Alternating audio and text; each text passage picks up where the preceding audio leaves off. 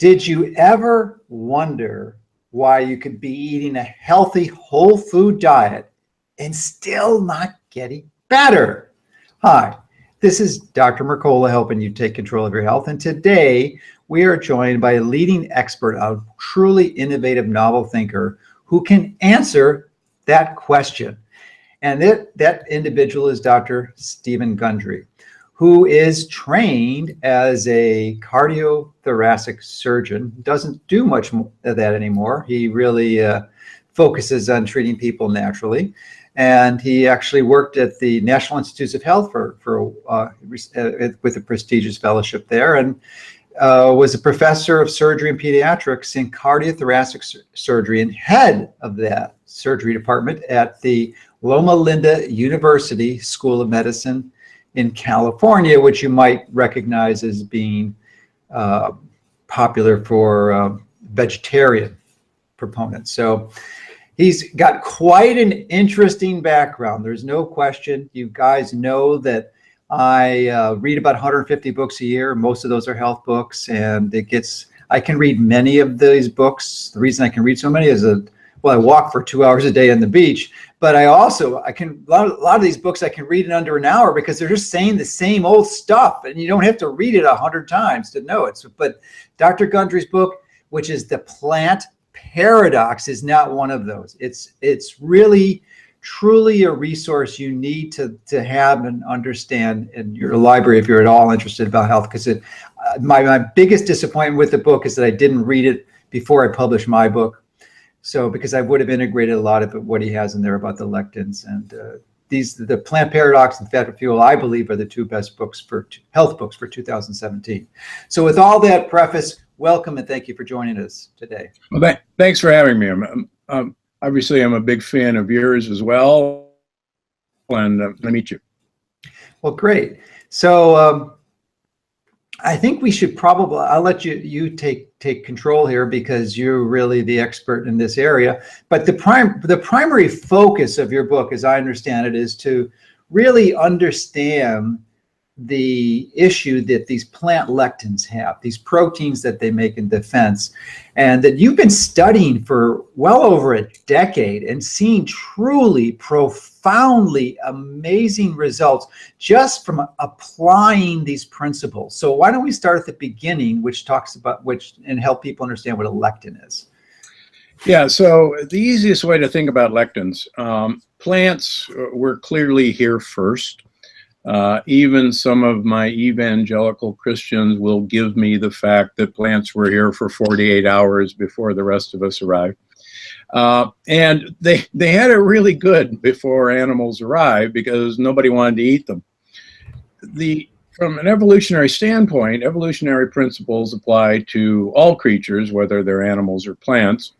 And that is that any creature like a plant wants to grow and thrive and wants to propagate, wants to have babies and make sure they grow and thrive. Now, when you didn't have a predator, that was a pretty nice time. But when insects, which were the first predator, arrived about 60 million years after plants established on land, now plants had a problem. They couldn't run, they couldn't hide, they couldn't fight. But as you and I know, plants are incredible chemists. They're in fact alchemists. And so they use chemical warfare or biological warfare to thwart their predators. And they have a number of systems, but the one I focus on in the book, because I think it's easy to understand, are lectins.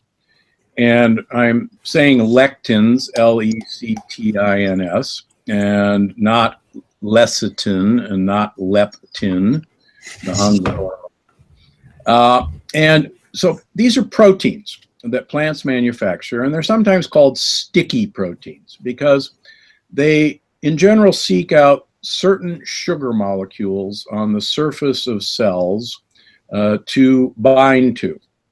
And I like to think of it as they hack into our communication system or any predator's communication system.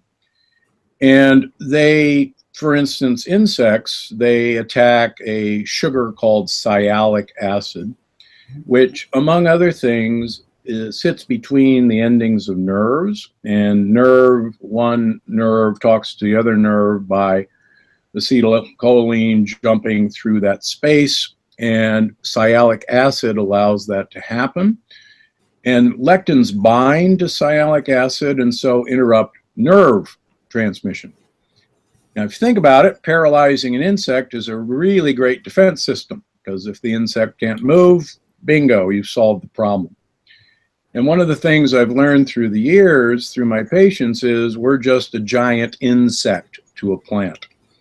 And what may happen to an insect fairly instantaneously by eating some plant lectins may take years and years and years in us, who are giant insects, to manifest.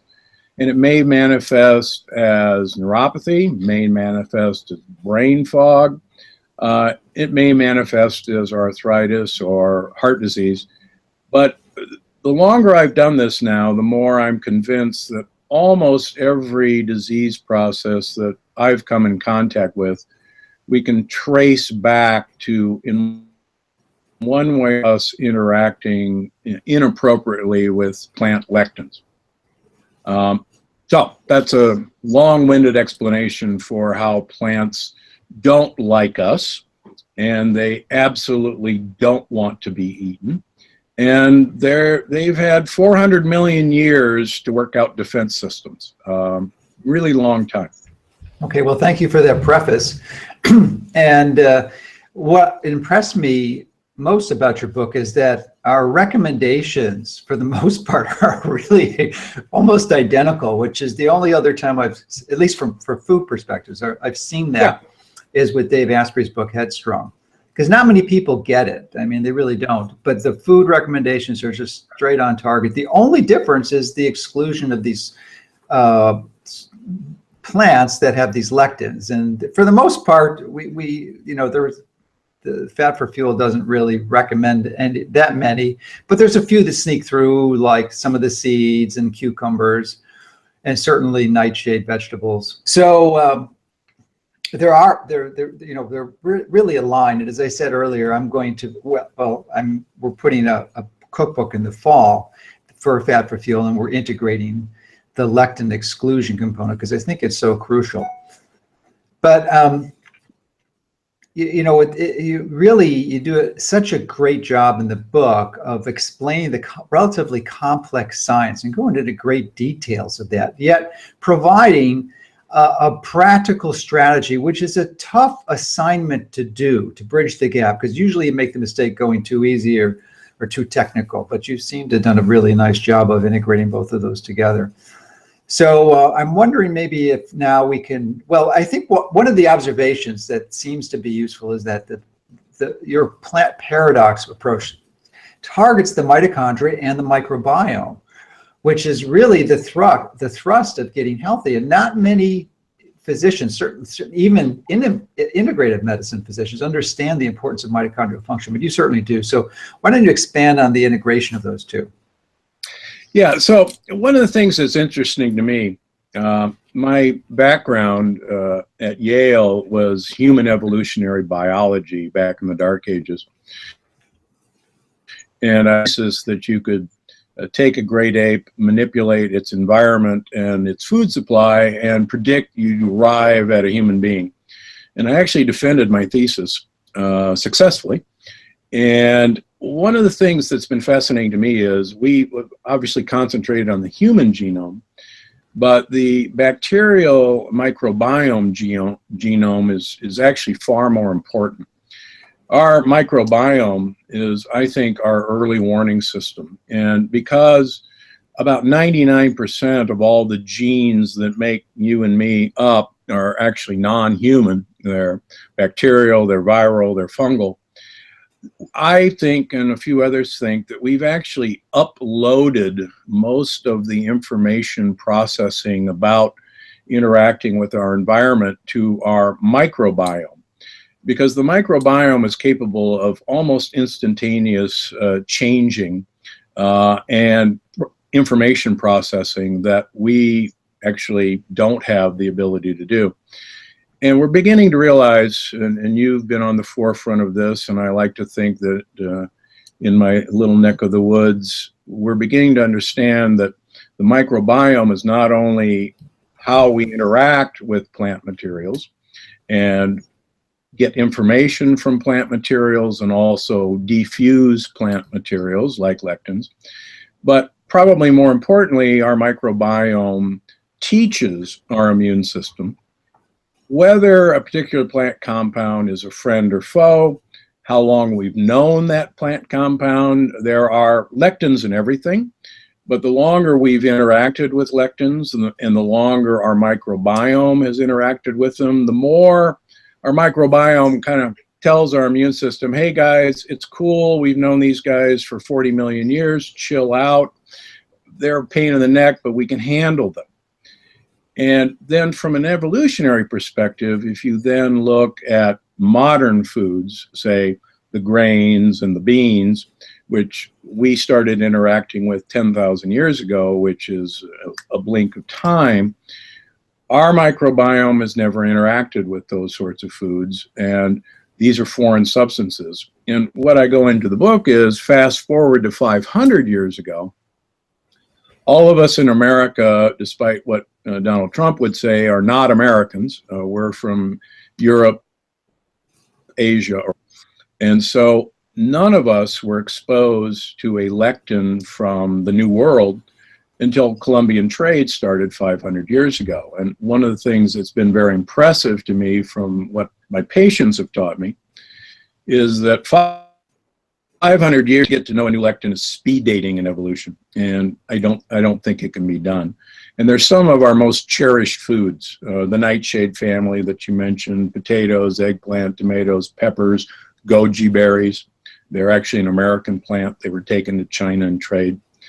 The American beans, cashews, and peanuts, the American seeds, sunflower seeds, chia seeds, pumpkin seeds, and the squash family, our American plants. So these are very modern foods, and we really have not had time to deal with them. Plus the American grains, corn, and quinoa. These are very abnormal lectin-containing foods, and we can talk about that. So mitochondria. You and I agree that mitochondrial flexibility is probably one of the really unique things that made humans humans. We are the fat-storing ape. There are no other great apes that successfully store fat. Chimps, gorillas, orangutans carry 3% body fat. Most of us will never, ever 3% body fat. Even our most accomplished bodybuilders can't do that. And as I tell women, if you think about it intellectually, it's a really stupid design to store fat, because we are the only ape that has fat babies. And any woman will tell you that that's really dumb to have a fat baby. So there's a reason we've done that. And as you and I know, the reason is we're designed to be able to access fat for fuel. And it's really the reason why this crazy species has taken over all parts of the world, whereas any other species has never been able to do that. And that's because we can cycle back and forth to having our mitochondria use fat for fuel or to use glucose for fuel. And we're designed to shift very quickly in 24-hour time periods to doing that, even within 24 hours. And you and I think, agree that the fact that we no longer have that metabolic flexibility and that we've been constantly bombarding our mitochondria with overload of glucose as a fuel, that really underlies, I think, most disease processes. Yes, indeed. And when you say we, you're referring to the social we, because I know quite clearly that you have been a longtime practicer of intermittent fasting, going for up to 18 hours or even more. Yeah, and you've been doing that, so maybe you can share your experience on that. And I recently given me to 14 to 16, but I think you're on target, and I've shifted more to 18 to 20 hours of intermittent fasting, and I think it's a better metabolic. Yeah, when my first book came out back in 2008, Random House bought my book, and I actually had a whole chapter on intermittent fasting. And what I was doing at that time, which I continue to do now, is during the winter from January through June 1st, during the week, I eat all my calories in a 2-hour window. Oh, 22 hours. Yeah, Wow. so I don't eat breakfast, I don't eat lunch. I eat my calories between 6 and 8 o'clock at night. And I do that because my wife and I are at home at that time. If I was really smart, I would have done it much earlier in the day, but you know, you got to be practical in one way or another. Socially pragmatic. Exactly. So when we had this whole chapter, my editor said, you know, you're obviously a nutcase. We know that, but you can't put that in here because, and I said, no. You know, here's the research, here's the animal studies, here's my own personal data. No, this has got to stay. She said, okay, I'll give you a page and a half, but you got to tone it down. And I think it's really funny because ever since then, of course, intermittent fasting has, you know, obviously hit mainstream. But for the last 10 years, I've actually, from January through June, I eat all my calories in a 2-hour window. Now, I take time off on the weekends and I eat 2 meals a day, but I always skip breakfast. And so I just, you know, 4 weeks ago, I just finished my winter fast, if you will. Now, why do I do that? You and I, again, food was a very rare thing to find. And we, again, our metabolic advantages, we're really good at starvation. And it's what allowed us to survive.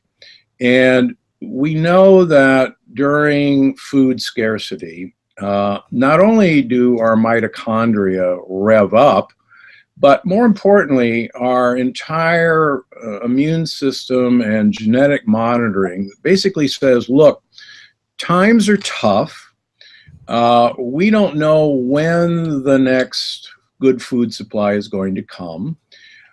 We've got to make it through to that next period. And so we're going to look at every cell in our body, and we're going to look at whether they're pulling their own weight. Are they odd? Are they not very fuel efficient? And we're going to jettison them. We're going to create apoptosis and tell these cells to commit suicide. It's kind of like if we were in a hot air balloon and we're heading for the mountain and we're going to crash. We got to start throwing things overboard to get more lift. And I think that's a fundamental principle that you've known for a number of years, that I certainly have preached for a number of years. And the more we understand that that's how successful aging occurs and study successful agers, one of the things that's fascinating, particularly in an animal model, is that this intermittent fasting, this challenging, is the way to do it. And Walter Longo from USC, who's a colleague, would echo this. You've got to have these periods of time. Dale Bredesen, who I happen to think is probably the smartest researcher in dementia, really thinks that we should have a minimum of 14 hours between 2 meals, preferably 16 hours. And we can go into that as well. But yeah, I think the tide is definitely turning, and to understand how we were designed. Well, what is your summer schedule from June to January? So in summer, in general, we'll have a smoothie that's actually in my book with some MCT oil in it, and half an avocado, some romaine lettuce, some spinach, half a lemon, and a little bit of vanilla stevia. And then I won't eat lunch. And then dinner, same sort of thing. I try to pack all my calories in between about 6 and 8 o'clock at night. Okay. Yep. Now, you'd mentioned or made a comment on cycling, which I think is really a crucial principle in biology that really is very not well appreciated among most clinicians, even astute clinicians, is my experience. And I miss this because as I started to practice this fat for fuel approach, which I've described, when I thought it was the ideal diet. So I stuck on it, and boy, I got hit in the head really hard until I realized that you have to cycle this thing, that yes, it's a good strategy to undergo it while you're not burning fat for fuel. But once you are, you can't continue that. You have to cycle it. So, you've really been doing this for a while, and I would appreciate your insights and comments on that. Yeah, I mean, again, you have to look at it evolutionary. It really was feast or famine. And when we hit large amounts of food, whether it was a fruit tree or whether it was honey or whether it was a wildebeest or a mastodon, there was no food storage system. And people tend to forget that. Nobody walked out of their cave and said, "What's for breakfast?" There was no refrigerator to have organic berries in every day. And so when we chanced upon fuel, then our beautiful design is we could eat actually large quantities of this stuff and store it as fat. Because very shortly, whether it was a period of drought, whether it was a period of winter, we were going to regress. And I like people to think of circadian rhythms. And obviously we have a 24-hour clock, we have a moon clock, we have seasonal clocks. And what I like people to think of is that we have a period of every year where it's a growth cycle. And you can look at that with any creature, including trees. And that's a time of growth, and it's a time to reproduce. And then there's a time of involution, whether it's a tree dropping its leaves, whether it's an animal hibernating. And that's a time where we kind of take stock of everything. And that yin and yang, that flow that would happen every year on seasonal basis has completely been lost. And we have to have periods where we actually do consume excess calories. And then we have to have periods where the exact opposite happens. Years ago, after my first book came out, I was invited to Phoenix, Arizona by a blogger by the name of Kiefer. I don't know if you've ever checked out his blog. I'm not. Kiefer said that you should burn fat for fuel most of the time, but every week you should have what's called carb night loading. And he chanced upon this by accident, but he made a career out of it, and he's actually picked his brain, and he's picked my brain, and I think he's absolutely right. Yeah, I agree. That's the conclusion I reached too. At least once a week. Yeah, at least once a week, you've got to just basically overload with carbohydrates. Now, I think they ought to be decent carbohydrates. Lectin-free carbohydrates. Lectin-free carbohydrates, exactly. But yeah, I think you're right.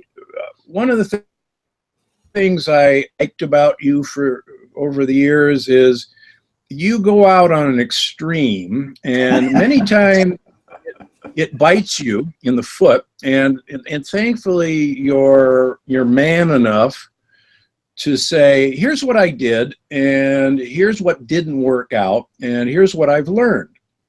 And unfortunately, in the health business, it is so rare to see someone who will take a position and then will not learn that that position had a lot of good stuff, but here's a couple things that were wrong, and here's what I did about it. And I like to think that if you read my first book, you'd say, wow, in Dr. Gundry's second book, he said, look, I was wrong about this, I was wrong about this, and I was wrong about this, and here's why I was wrong.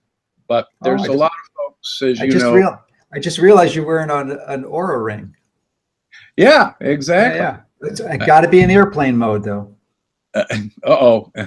No, really, you got it, because I've measured it with a microwave meter, and it's significant radiation. So it's easy to do. You only need to download the data once a day. But that's a tangent. Sorry about that. All right. Let's get back to the topic. a lectin. So, we've described what they are, but why the heck should we be concerned about them? Well, folks, one of the primary issues is autoimmune diseases. Your body starts beating up on itself. And I'll let you expand on that too. And also want to note that you've treated a major celebrity with Tony Robbins, who's, not many people don't know Tony Robbins. And he came to you because his health was suffering, and you were able to implement this program and you radically improved his health. So you can take it from there. Yeah, and Tony will tell you this, and I'm actually speaking at one of Tony's events in New York City in 3 weeks. But Tony is an amazing guy, as anyone who knows Tony. And Tony, does these crazy 18-hour days, 7 days in a row. And quite frankly, Tony was flagging through some of these things. And one of the things I did early on with Tony is convince him to start consuming a lot of MCT oil during his performances. And he's so cute. Sage, his wife, would always send me a picture of some new little packet of coconut oil that she'd found. But one of the things I asked Tony to do is take lectins, the major lectins, away from his life. And I like to think that it's worked well. And Tony's been nice enough to send a number of other people my way to let me play with. Because Tony has helped so many people, and I'm happy to, help his colleagues and friends. Yeah, well, you're really leveraging your impact by affecting real significant influencers like Tony. So thank you for doing that. But let's expand on the autoimmune component, because that's such a crucial role. And, I used to think, and I still believe, that vitamin D is a big factor, and I'm sure you do too. I mean, it really is crucial. If you have an autoimmune disease, you've got to get vitamin D, and ideally vitamin D from the sun. But what I fail to appreciate is the power of these lectins in catalyzing this disease process. I just simply missed it. So why don't you educate us on this note? Well, let me, I think one of the things that I talk about in the book that really made me hyper focus on lectins was a guy who's a friend of mine, who was a very early adapter of my first program. And I call him Tony in the book. And Tony had really bad vitiligo. And that's what Michael Jackson had, where the pigmentation is lost. And vitiligo is an autoimmune disease. And what happens is we attack the pigment-forming cells in our skin called melanocytes. And melanocytes are actually nerve cells. They're modified nerve cells. They migrate from the neural crest to our skin in embryonic development. And so when Tony started on my program, a few months later, he came up to visit me, and he says, you're not going to believe this. My vitiligo is gone. And I'm looking at him and I'm going, wow, that's impressive. And he said, how'd that happen? Well, I could have said, well, this is a very anti-inflammatory diet and it's high in antioxidants. But because I'm a researcher, I said, nah, it's too simple. So I said, melanocytes, nerve cells. What's the target of lectins in insects? They're nerve cells. So I said, son of a gun, could it be that, lectins are why he's attacking his nerve cells? And what I've done is I've removed lectins from his diet. And just to fast forward, I lost track of him for a number of years, and I was on a panel, a health panel in New York City 2 years ago, and I saw him, and he's covered with vitiligo again. And I said, what the heck happened? And he says, I fell off, and I really get back on. I said, well, this is a great experiment. Come on, here's the list. Go for it. And we were just on a panel at Harvard 2 months ago, and he's chairing the panel. He says, I got to show you, everybody, vitiligo's gone. And he says, because I took lectins back out of my diet. And it sounds so silly, but here's the proof. And so years ago, I was talking with Lauren Cordain, the father of the paleo diet, who doesn't get enough credit. And he said, you know, I think there's this thing called molecular mimicry, where lectins, we recognize all proteins by a molecular barcode. And I talk a lot about this in the plant paradox. And one of the blessings I've had is I'm a transplant immunologist, because I wanted to put a pig heart in a baboon and have it survive for more than a few minutes. And so I'm really good at tricking the immune system and understanding what the immune system's looking for. So when people with autoimmune disease came to me after my first book came out, I said, I don't know anything about autoimmune disease, but I know a whole lot about what the immune system's looking for, so let's play. What I found is that lectins actually make you shoot yourself in the foot. They resemble proteins in the thyroid gland. They resemble proteins in your joint spaces. They resemble the myelin sheath proteins. They resemble proteins in nerves. And why one person attacks their skin with vitiligo or psoriasis and another person attacks their thyroid or their joints in rheumatoid arthritis, I'm not smart enough to know yet, but I can tell you that the underlying factor in all these disease processes is a penetration of the gut wall by lectins and also their co-travelers, which are lipopolysaccharides, LPSs, which I don't swear, but in the book I call them little pieces of shit, because that's what they are. And you're right. Vitamin D, one of the things that I found very early in all my autoimmune patients is they had profoundly low levels of vitamin D.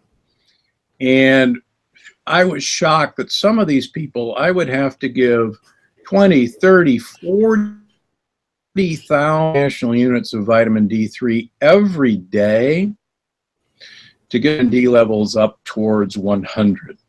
And interestingly, I found that vitamin D levels, when you finally sealed the gut, and that can take some time, all of a sudden their vitamin D levels went sky high, and I could back down on the. I thought it was due to a SNP, or single nucleotide polymorphism, but it's a leaky gut. Who would have known? It's the least happens. So vitamin D is essential to tell the stem cells at the bottom of the crypts in the villi to grow and divide. And without vitamin D stimulating them, they just sit there and they don't repair the gut. And I think plants are so intelligent, it's shocking. I think one of the plant strategies is that if you have a low vitamin D because you can't absorb it, then you can't repair your gut, and you're a horrible predator, and you won't reproduce, and you won't walk, and you'll go away. So vitamin D is really one of the keys to autoimmune disease. And the other thing is lectins are the other key. And I've been blessed by knowing hundreds, now thousands of autoimmune patients who I call canaries, because they react almost instantaneously to lectins. And it's interesting, everybody has their own certain lectin or lectins that they really react to. It's interesting, this morning I have a woman who has rheumatoid arthritis, and her rheumatoid markers, or anti-CCP3 markers, had gone up, and her IL-17 had gone up. And I said, all right, what are you doing? You know, what's going on? She says, oh, no, I'm perfect. You know, I know your list backwards and forwards. And I said, no, there's something. She says, you know, it's funny you should mention that, because we got your book, and my son said, hey, Mom, you know, you're not allowed to have almonds with peels on them because the peel has a lectin. And she said, what? I've been eating almonds right and left. And then I said, boy, your son's right. You know, I have almonds. And, you know, I had another woman who was going on a cashew binge, and her markers came up, and she had forgotten that cashews were an American bean. So a relative of poison ivy. Exactly right. I mean, do you really want to chew on poison ivy? I think not. And, you know, cashew workers, cashew pickers get horrible burns on their hands, just like pepper pickers do. So these plants have an amazing defense system. So what I found is that through molecular mimicry, we attack ourselves. And once you remove that trigger and you seal your gut, things get better. And I see lots of people who have been on various autoimmune protocols and gut healing protocols. And I think what the difference is that my patients have taught me is that if you're out on a boat and you're taking in water because you have holes in the bottom of the boat, you can bail water all you want and you'll keep the water out of the boat. But if the holes keep occurring, you're going to need a bigger and bigger bucket. And I think most of the anti-inflammatory programs and autoimmune programs are just giving people bigger buckets. Well, what I think easier is seal the holes, and then water won't come in. And I'm convinced, and others are convinced, that lectins and some of the 7 deadly disruptors are what are making the holes. So let's get the hole makers out of it and give some vitamin D and let them heal their gut. Yes, I sure wish I would have known that when I was practicing, because I can remember a number of patients with vitiligo, and I would just threw my hands up. I had no idea what to do. But something so simple as this lectin exclusion approach could have been so profoundly effective. And it's not just relatively uncommon diseases like vitiligo. It's all the autoimmune conditions like multiple sclerosis and inflammatory bowel disease and rheumatoid arthritis. I mean, you name them. There's a lot. There's millions of people suffering with these diseases, and it's part of the solution. I'm not sure if it's the only solution, because there's a lot of other variables that need to be embraced. And you discuss some of the profound, comprehensive principles later in your recommendations that cover this, but is this a big part of the equation, or the solution rather?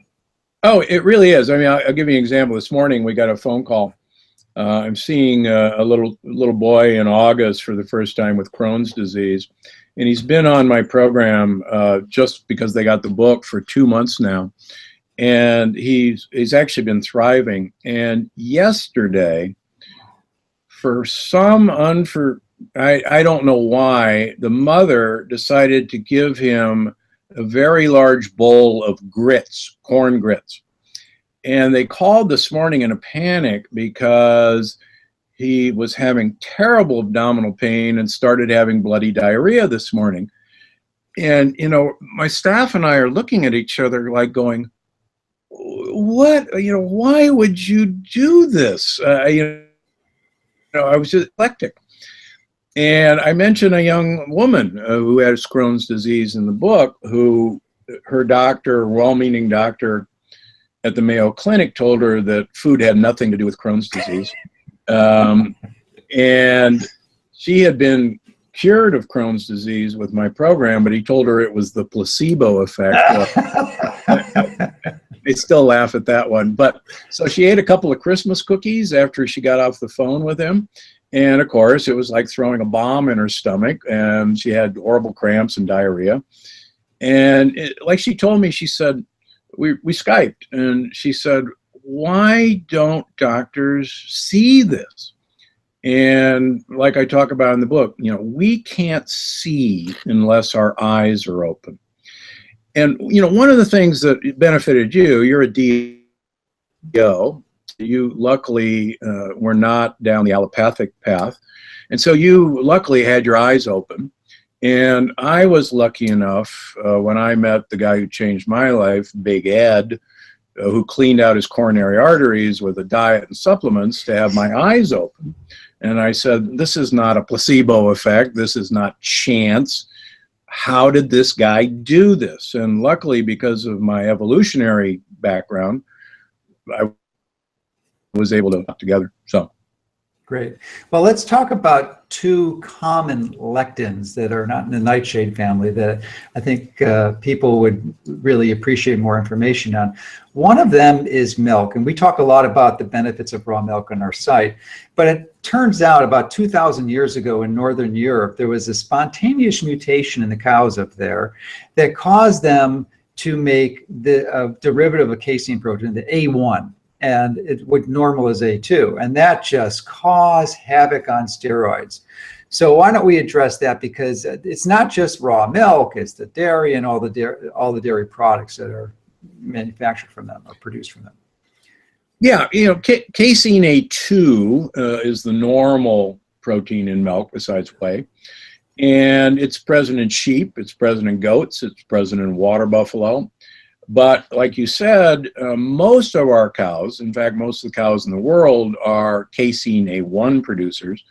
And they make a lectin-like protein called casein A1, which is metabolized in our gut to make beta-casein morphine, which is a very interesting that can attach to the beta cell of the pancreas and incite an autoimmune attack on the pancreas. And I and others are pretty convinced that a ton of type 1 juvenile diabetics, it's because of the casein A1 in the milk.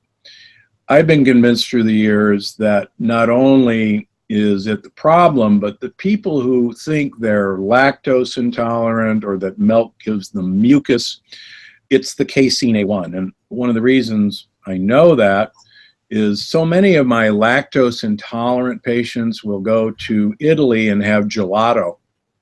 And they come back and they say, you know, it's amazing. There's no lactose in Italian gelato because I can have all the gelato I want and I'm perfectly fine. And I'm going, well, actually, there's tons of lactose. There's casein A2, not A1.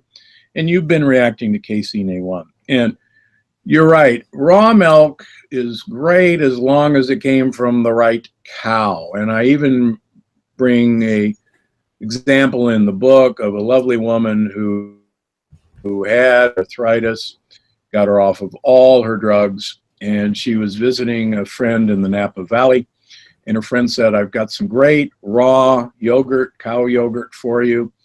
And my patient said, I better not because I have to have A2 milk. She said, don't be ridiculous. You're following this Gundry guy. He's a nut. This is raw milk. You'll be fine. So to be nice, she has a couple of tablespoons of yogurt, and that night she has some sentinel joints in her left hand that blew up like a toad. And she called me the next morning, not in panic, but in delight. And she said, you were right. You know, it is the breed of cow. I've never felt so bad, so good. And again, my patients have taught me that what we think is kind of craziness, we can actually measure this stuff in blood work. And a lot of people that I would have tossed off as crazy 15 years ago, there's an underlying problem that needs to be addressed. And we can see these things with modern blood tests, quite frankly. Yeah, and for those who want to still have their dairy, it's still possible, but for the most part, you're going to have to avoid almost all commercial dairy because they mix milk from all these different herds, and there's no way you can segregate that A1 from A2. So it has to be from a local farmer. And I believe, is it the Jerseys that make the A1? Or is it? Yeah, Jerseys are half A1 and A2. Holsteins are A1s. Holsteins are A1, okay. There are movements now. In California, there's A2 milk. It's actually an Australian company. There are movements in Ohio to have A2 milk. For those of you who are ice cream fans, Jenny's ice cream, which is quite famous, she gets all her milk from Snowville Creamery, which is an A2 farm. I've actually talked to those people. They get it. There have been attempts to introduce A2 milk on a larger scale, and quite frankly, they've been crushed by the American Dairy Council for obvious reasons. You and I know that coming up against big business and big pharma and big chemical is a hard job. Yes, indeed. So most physicians who have some understanding or training in nutrition will initially put patients on a gluten-free, casein-free diet. And we've just addressed the casein in really great detail that I think will help people understand it. but the other is gluten-free. And it turns out that although gluten isn't an issue, it's not the big one. It is actually the relatively minor component, but there's this component called the wheat germ agglutinin, which is far more severe. So why don't you enlighten us on that? Yeah, I think one of the things that have gotten us into trouble over the last 40 years is this whole grain goodness. And many traditional cultures have tried to get the hull off of grains and eat their bread white or their pasta white or their rice white.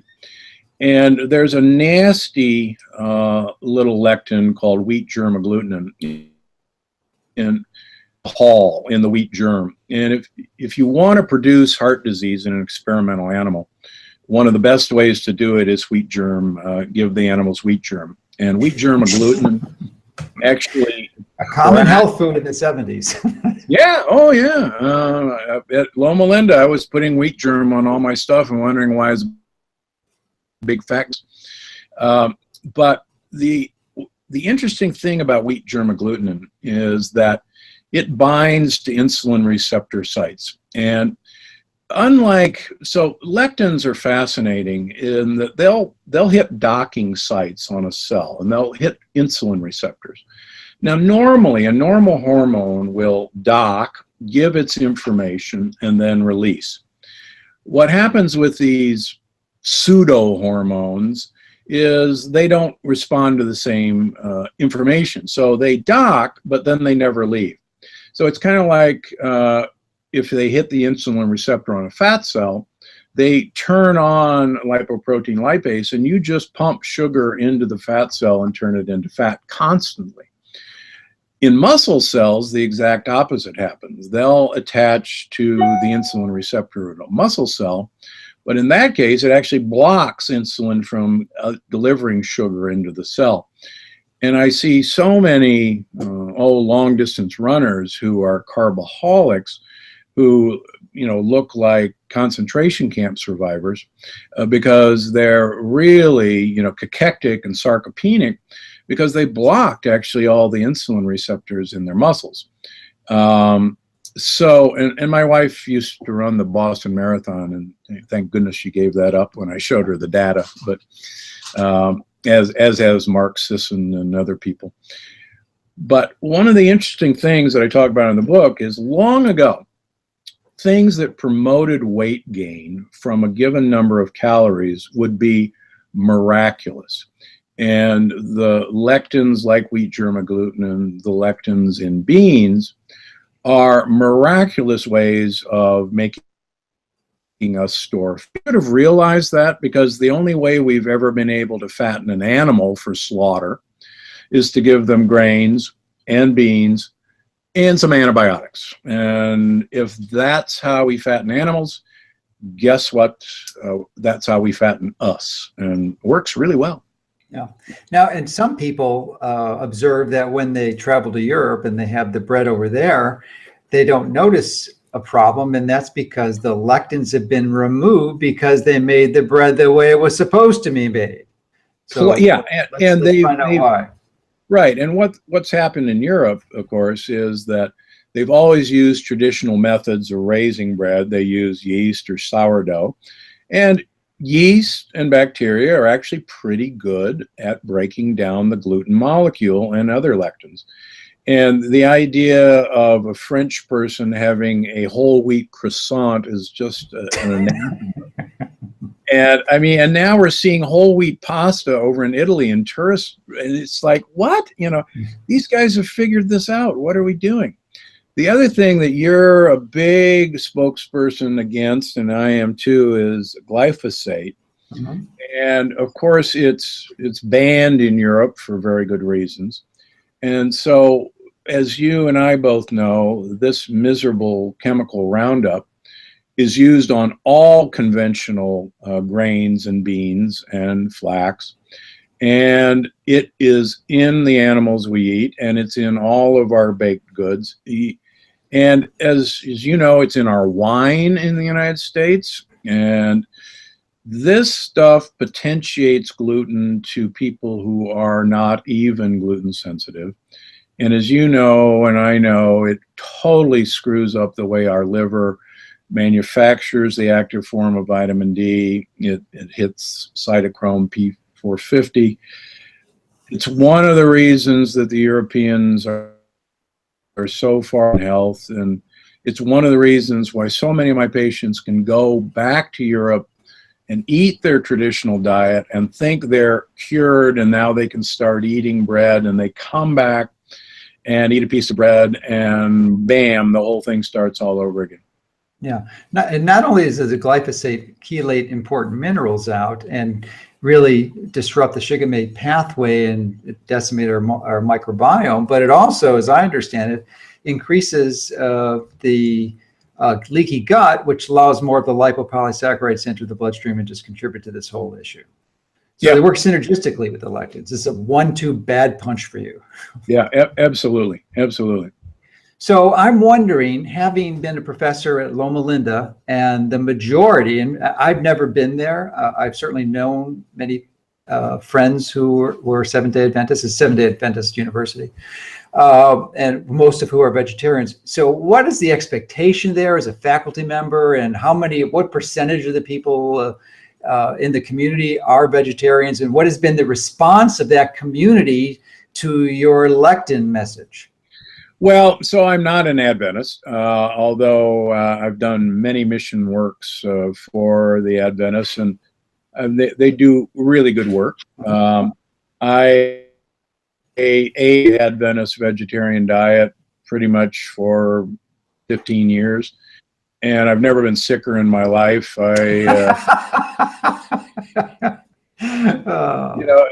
I used to weigh 228 pounds despite running 30 miles a week and doing half marathons on the weekend and going to the gym 1 hour every day. Wondering why, I had high blood pressure and prediabetes and heart disease, and I was running with, split knees to protect them.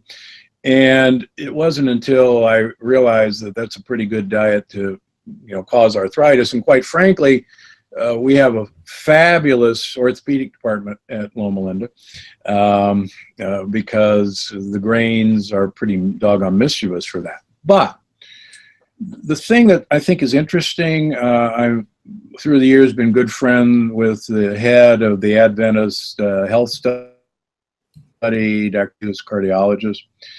And one of the things that I've learned following the Adventists and following Gary Murray is that animal protein is unfortunately pretty mischievous in terms of aging us. And I hate to say that because I grew up in Omaha and Milwaukee, and where meat is king. And one of the things I did learn from the Adventists is that certain animal proteins do contribute to aging. And in the Adventist health study, the vegan Adventists have the longest lifespan. And then behind them are the lacto-ovo vegetarians. And then behind them are the pescatarians. And then finally, there's the real cheaters who eat chicken. And I can tell you, having lived among the Adventists, that it's not a secret, they do cheat. But it is interesting that the longest living of the Adventists, who are very long living, are the vegans. Now, I take care of a lot of vegans because of my association with Loma Linda. And as a general rule, the vegans are some of the most unhealthy people that I have met. And several reasons. Yeah. They are, in this country, grain and beanitarians. They are not vegetable-atarian. And I have nothing against a high vegetable diet. In fact, I'm a wonderful vegetable predator. But the other thing that we see in the vegans is they somehow fanciful thinking that they will convert short chain omega-3 fats into EPA, the long chain omega-3 fats, and they absolutely positively do not. And our brain is about 70% fat, and 50% of that fat is DHA. And There's beautiful longitudinal studies now showing that people with the highest omega-3 index have the largest brains as they age and the largest areas of memory, the hippocampus. And people with the lowest levels of omega-3 index have the most shrunken brains and the smallest areas of memory. So, and vegans have no excuse anymore. There's algae-based DHA, which I fill them full of. So, yeah, I guess it's the lesser of two evils, like taking oral vitamin D if you can't get the sun. yeah, But exactly. I'm not a big fan of algae DHA because I really think you should get it from real food. Well, Not I an agree, extra. but I've Yeah. got. If you don't have a choice, what are you going to do? I got no other choice. Right. So you have been the director at the Center for Restorative Medicine. That was where you practice, and Yep. what, 17 years now? Yeah. Okay. So your first rule, which I love, and it's really a novel rule. I'm sure you came up with it because I've never seen it anywhere before, but it makes perfect sense. The rule number one that you've concluded after 17 years of doing this at your clinic is when the rule number one is what you stop eating is more important than what you start eating. So why don't you tell us how you came to that conclusion? It's really absolutely true. And it's so funny. You see all these things that you're supposed to eat, but there was I had the pleasure of training at Great Ormond Street in London, England, and there was a gastroenterology professor who always used to walk around and say, it is not what you eat that's important, it's what you don't eat that's important. And if you take away certain foods, you'll be amazed that it's certain foods that are the troublemakers. And I really kind of thought he was a nut long ago, but the more I think about that and the more I've seen that, it's what I tell people not to eat that makes the difference in their lives. And don't sweat the stuff that you do eat as long as you don't eat certain things. Yeah. And rule number two is taking care of your gut microbiome, but our audience is really quite familiar with that. So we'll skip that one, and for obvious reasons. But rule number three is a bit unusual because it seems counterintuitive, and that is fruit might be as good as candy. So why don't you elaborate on that? And my guess is, and I don't think you went into the book, but that is for the majority of people who are not burning fat for fuel, but once they are, that could be part of a healthy carbohydrate that they could have once or twice a week. Yeah, exactly. I think part of the problem is the vast majority of Americans are insulin resistant, and one of the things that people should realize is that modern fruit has been bred for sugar content. It's interesting. A couple weeks ago, I was down in southern Italy studying the world's oldest people, the denizens of a little fishing village called Acciaroli. And there was a farmer's market, and they actually had blueberries. And the blueberries were these little, tiny, bitter things that you and I remember as a kid that you had to put about a half a cup of sugar on to make them edible. And I grabbed my wife Penny. I said, "Oh, look, real blueberries." Because even in the farmer's market in Santa Barbara, where one of my clinics is, the organic blueberry is about the size of a grape now. and it's organic, but yeah, it's so. One of the things I ask people to do initially is give fruit the boot, and fructose is a major toxin, and you and I know that we take fructose directly to our liver and detoxify it into triglycerides and uric acid. And it always amazes me the number of people with gout who fruit or concentrated fruit like wine or beer is one of the underlying reasons that they have gout. The other thing that people should realize is that fructose is also a direct renal toxin. And the more fructose I can get out of people, the better. Now, having said that, once you get to a point where you have metabolic flexibility, I think things like berries are probably one of the best ways to carbohydrate load during that day you decided to do that. Yeah, But my two favorites are berries and sweet potatoes, which I was doing today because I do it twice a week on my strength training days. So. yeah, sweet potatoes are great as well. I'm a big fan of taro root, quite frankly. I try to copy the Catawbans and eat cassava and taro root. But I'll tell you a funny story. Years ago, right before the first book, my wife and I were in June at the Santa Barbara Farmers Market, and I was taking these gorgeous organic peaches and putting them into my bag. And she says, "Hey, wait a minute, aren't you the guy who says give fruit the boot?" And I said, yeah, but you know, it's June and it's time to eat fruit. And she says, "Okay, smart guy, let's do this. This summer we're going to give up fruit and we're going to see what happens." And I go, "Oh, come on, no, don't do this to me." And I put the peach back. And so we gave up fruit for one summer, and we didn't change anything else in our diet. And my wife lost 6 pounds and I lost 8 pounds. Hmm. And it brought home to me that, again, our great ape ancestors, and the reason we have 2/3 of our tongue devoted to sweet taste, is we are great fruit predators, and fruit was only available once a year, and we utilized that fruit to gain weight for the winter. And we should not forget that there were no refrigerators to store our berries, and we got it once a year. Now, you live in Florida and I live in California, and we can have it 365 days a year, but that's not normal. And so always keep that around. Well, I live in north central Florida, close to the ocean, and it's really temperate. So I can gather fruit about 9 months of the year.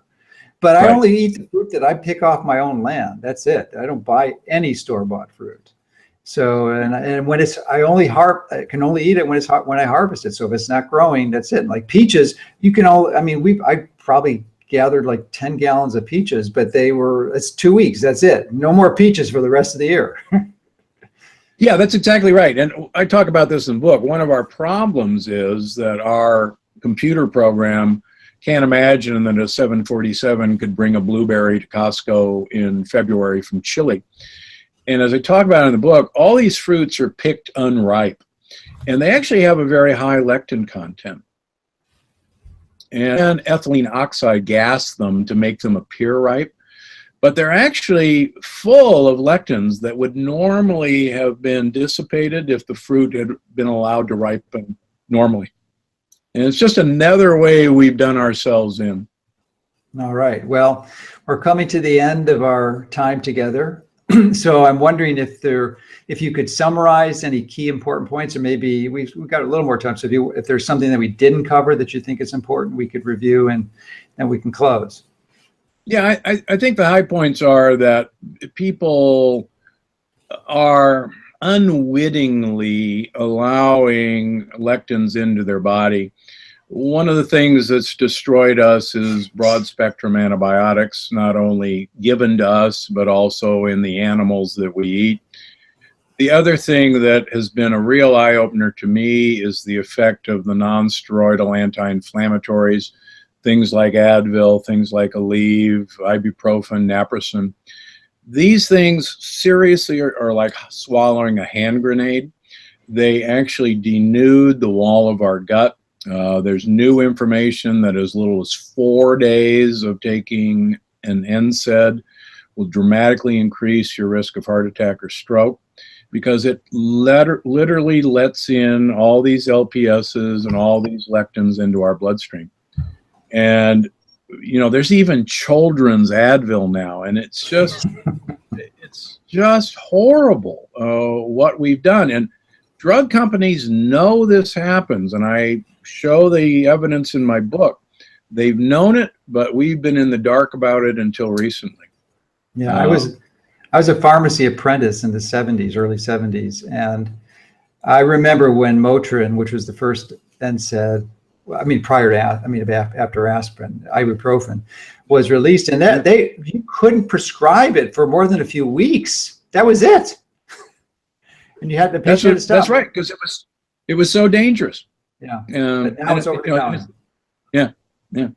So thank you for reminding me, because you did bring up the point in your book about the dangers of those NSAIDs from a lectin perspective.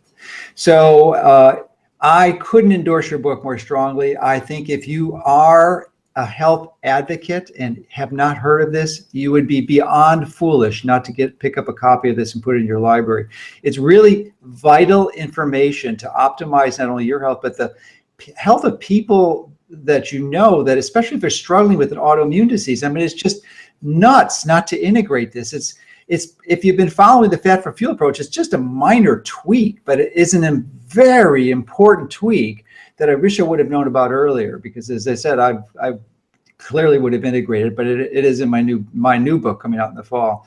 So the Fat for Fuel cookbook, but it's great. Pick it up. You will not regret it. It's a very great read, with the perfect balance between science and pragmatic recommendations. Well, thanks very much. Appreciate it.